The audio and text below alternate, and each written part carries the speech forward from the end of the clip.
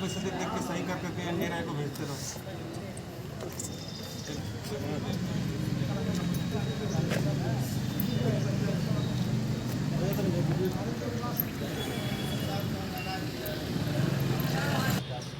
बड़े ही दुख के साथ हम लोगों को धरने पे बैठना पड़ रहा है। जो पत्रकार बलिया के जिला प्रशासन के कदम से कदम मिलाकर हमेशा सहयोग किया है, आज पत्रकारों को बलिया की कोतवाली में धरना देना पड़ रहा है और अपने एक साथी के अवैधानिक हिरासत के खिलाफ जिला प्रशासन को चुनौती देने के लिए धरना करना पड़ रहा है। हमारे साथी का गुनाह यही है कि जिला प्रशासन बलिया का शिक्षा विभाग परीक्षा की सूचना को तार तार करता है, रखता है तो पत्रकार के सिर पर होता है।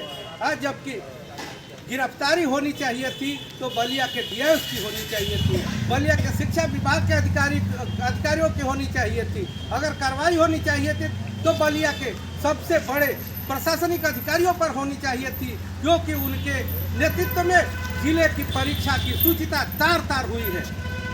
यह बलिया के प्रशासन की नाकामी है कि संस्कृत का साल पेपर वायरल होता है, उसकी जांच होती है। जेडी आजमगढ़ जोगेंद्र कुमार कहते हैं कि परीक्षा का जो पेपर साल कॉपी आउट हुई थी वही पेपर आया था।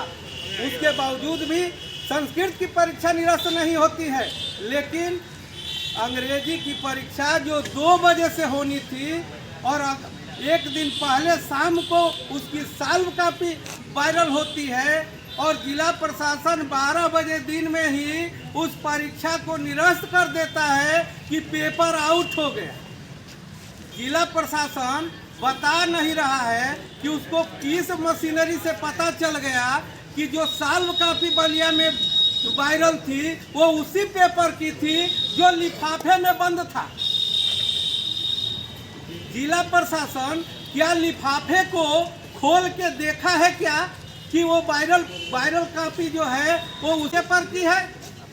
अगर देखा है तो संस्कृत की परीक्षा कैसे करा लिया? यह सबसे बड़ा सवाल या निशान जिला प्रशासन के अधिकारियों की सोच पर है, उनकी कार्यशैली पर है, उनके नेतृत्व पर है।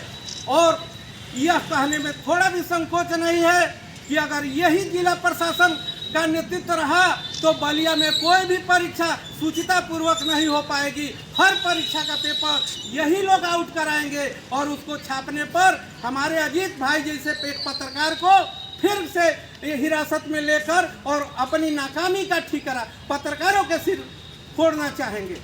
साथियों, हक की लड़ाई में हम अजीत ओझा जी के साथ हैं और हम तब तक साथ हैं जब तक अजीत ओझा जी को जिला प्रशासन निर्दोष घोषित करके और इनको घर जाने के लिए नहीं कहता।